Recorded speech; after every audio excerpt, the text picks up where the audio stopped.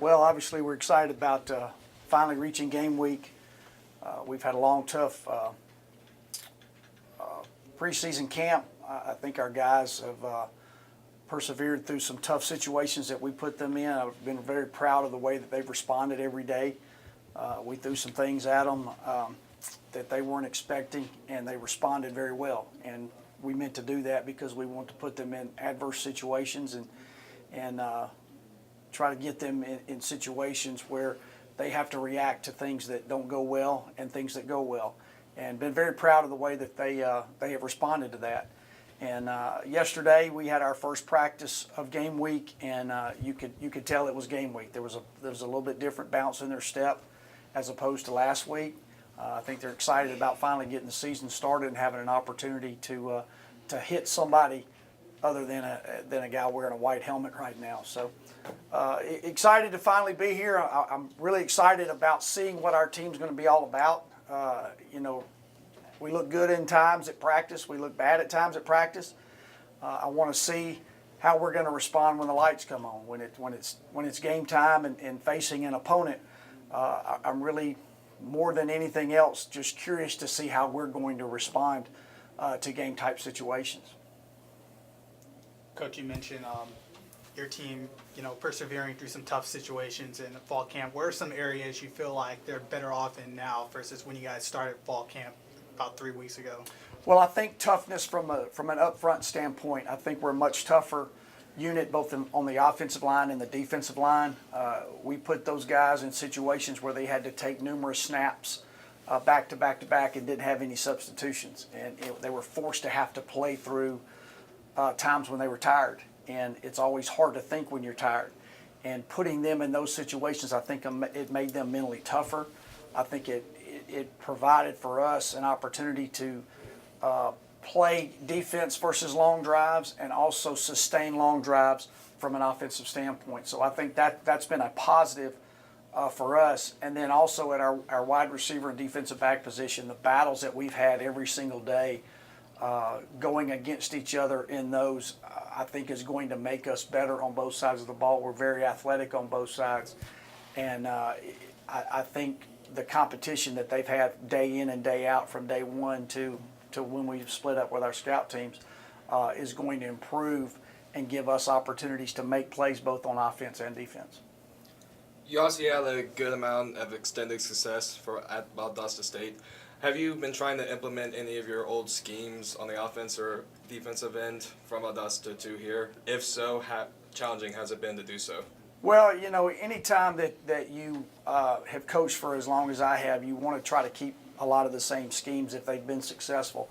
But every team is different, and there's a different makeup of this team than teams that I've had at Valdosta State. So what you do is you spend the first week and a half trying to find out what do you guys do best, and let's build from there. So yes, there's a lot of things that we do the same, but there's a lot of things that we do different. From a practice standpoint, we did some things different because it's a different culture now, obviously with me coming in as a new head coach in my second year, and then also a new staff, virtually a whole new staff that has come in. So there's a lot of differences for these guys for the third straight year. But like I said, I'm really proud of the way that they have responded, and I think they've taken to our coaching very well. The one thing I will say about our coaches is they're great teachers. They spend a lot of time on fundamentals and attention to detail and technique. And hopefully that's going to pay off when we walk out on the field. You're facing a team coming in who had a pretty successful season last year, tied for second in their conference, second in scoring defense and offense. Just kind of describe what they're going to be throwing at you on both sides of the ball this Saturday. Well, unfortunately for them, I think they kind of got the raw end of the deal last year in the playoff situation. We lost in the last week of the season to West Florida, and we got bumped to number 7. Well, they were the number 7 team and got bumped out. So I'm sure that they've talked a lot about that in the offseason, knowing that they're playing us and coming here to play us. But from a standpoint of just watching them on film from last year, they're very athletic. They are very, very, very well coached. You can see technique-wise they do a lot of things very, very well. And we're going to have to be very sharp in our fundamentals and techniques and our schemes because of the things that they do and how well they're coached. But the other thing that you watch is how hard they play. They're very multiple on offense. They do a lot of different things and cause you a lot of problems, especially throwing the football. And defensively, they blitz just enough to kind of keep you off balance. They do a great job of hiding the blitz, and then all of a sudden, here it comes. They do a great job up front with twisting. They're very active up front with slants and twists, and they mix up their coverages very well. And they've got athletes that can do that. So it's going to be a heck of a challenge for us. The things that we saw in our summer camp, we tried to lead into what they're doing, but until you get out there and get that fastball look of what you're actually seeing and what you're doing from their technique and their scheme standpoint, it's going to be a little bit of adjustment for both teams, for the probably first quarter or so. Just in your experience, what does that first win really do for the confidence of your team moving forward? Well, it's huge because, everybody sets the goal of going undefeated. Everybody sets the goal of winning a championship, making the playoffs, winning a national championship. And to win the first game, all those goals are still intact.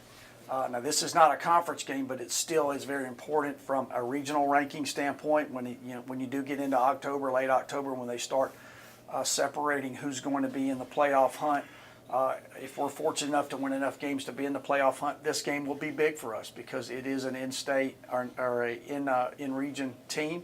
And anytime you can win those, it's going to be huge for us and also for our conference to set ourselves and our conference up to have more teams into the playoffs. What does it mean for you to be back here after such a long time between stints here, to be back here doing the things that you're able to do now? How's that feeling going into the first game? Well, it's exciting. Obviously our facilities, our stadium, I'll compare it to any Division II in the country.